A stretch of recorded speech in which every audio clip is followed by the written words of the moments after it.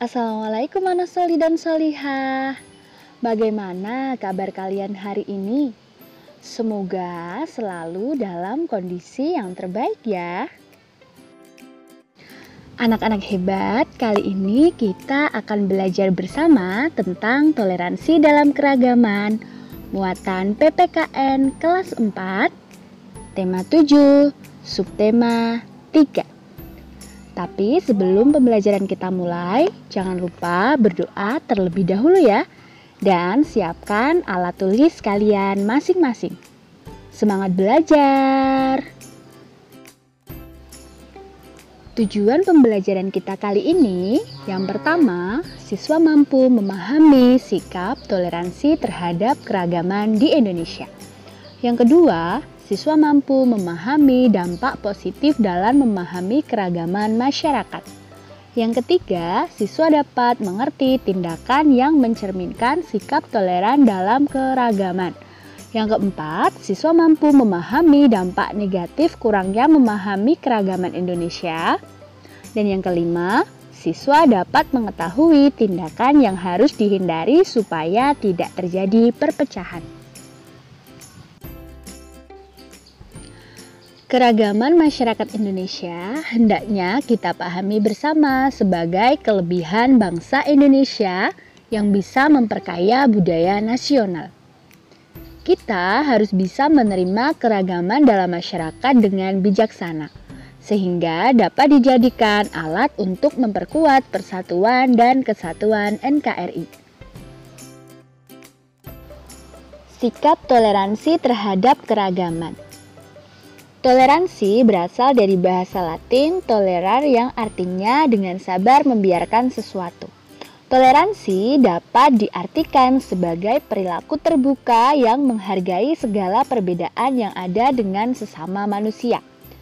Bersikap toleransi artinya bersikap sabar, menahan diri serta menghargai dan berhati lapang terhadap orang-orang yang memiliki perbedaan. Yang pertama, toleransi dalam keragaman agama. Sikap toleransi antar umat beragama dapat diwujudkan dalam bentuk tindakan yang pertama, tidak memaksakan agama yang diyakini orang lain.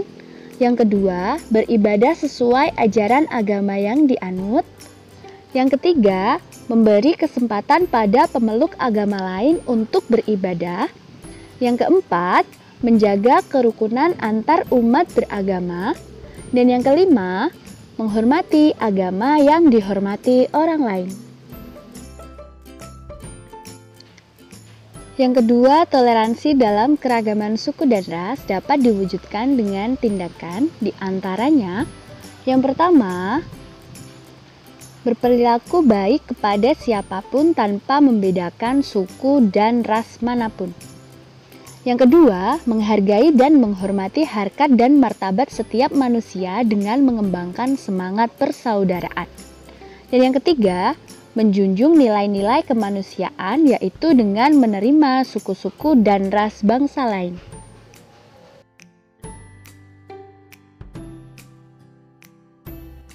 Yang ketiga yaitu toleransi dalam keragaman sosial dan budaya.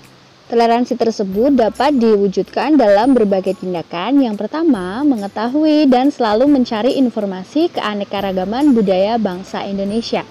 Yang kedua, mempelajari dan menguasai seni budaya bangsa sesuai minat dan kesenangan. Yang ketiga, menyaring budaya asing yang masuk ke Indonesia. Yang keempat, menghargai hasil kebudayaan daerah lain. Dan yang kelima, melestarikan dan mengembangkan berbagai jenis seni tradisional. Yang keempat yaitu toleransi dalam keragaman gender dan pengembangan kesetaraan. Dapat dilakukan dengan berbagai cara. Yang pertama, tidak membeda-bedakan antara laki-laki dan perempuan dalam berteman. Yang kedua, memberikan hak yang sama antara laki-laki dan perempuan. Dan yang ketiga, tolong-menolong tanpa membedakan jenis kelamin.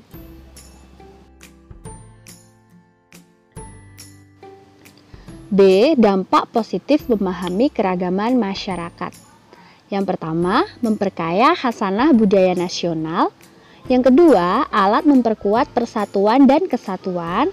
3. Identitas bangsa Indonesia di mata dunia. Yang keempat, menambah aset wisata, edukasi, dan hiburan.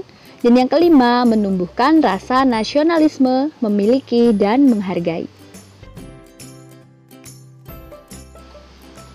C. Tindakan yang mencerminkan sikap toleran dalam keragaman. Yang pertama, menghargai perbedaan dalam masyarakat. Yang kedua, hidup berdampingan secara damai dengan orang lain. Dan yang ketiga, berinteraksi dengan baik tanpa ada sekat perbedaan suku, agama, ras, budaya, golongan, dan lain-lain. D. Dampak negatif kurangnya memahami keragaman Indonesia. Yang pertama, terjadinya konflik baik konflik ras antar suku maupun konflik antar agama. 2. Terjadi perpecahan bangsa dan negara. 3. Memandang masyarakat dan budaya sendiri lebih baik serta merendahkan kebudayaan daerah lain. Yang keempat, semangat nasionalisme berlebih. 5. Menghambat pembangunan nasional dan kebijakan pembangunan. E. Tindakan yang harus dihindari supaya tidak memecah belah persatuan NKRI. Yang pertama, memaksakan kehendak kepada orang lain. Tidak boleh ya anak-anak ya. Yang kedua, menonjolkan suku, agama, ras, golongan, budaya tertentu. Yang ketiga, acuh tak acuh atau tidak peduli terhadap lingkungan sekitar. Dan yang keempat, yaitu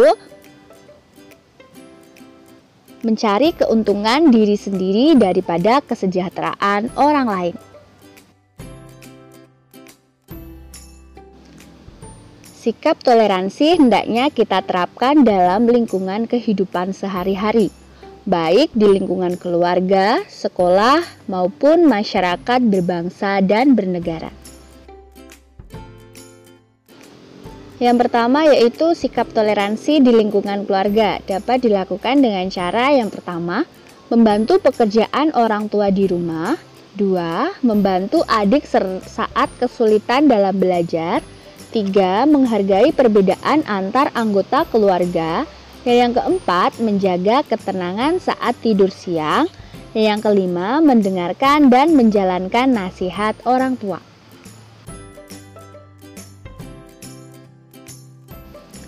Yang kedua, sikap toleransi di lingkungan sekolah.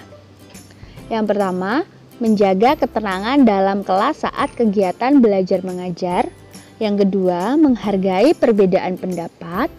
Yang ketiga, tidak membedakan suku, agama, dan ras dalam bergaul. Yang keempat, tidak memaksakan agama kepada orang lain. Dan yang kelima, mematuhi tata tertib sekolah. Selanjutnya yaitu sikap toleran di lingkungan masyarakat. Yang pertama, ramah terhadap tetangga. Yang kedua, mengikuti kegiatan sosial dalam masyarakat. Yang ketiga, memberi kesempatan kepada tetangga untuk menjalankan ibadah. Yang keempat, gotong royong dalam berbagai kegiatan. Dan yang kelima, membantu tetangga yang kesusahan. Nah, anak-anak, itu tadi pembelajaran kita pada hari ini tentang sikap toleransi dalam keberagaman. Terima kasih telah menyimak video ini. Tetap semangat belajar dan beribadah. Semoga kesehatan dan keselamatan selalu menyertai kita semua. Wassalamualaikum warahmatullahi wabarakatuh.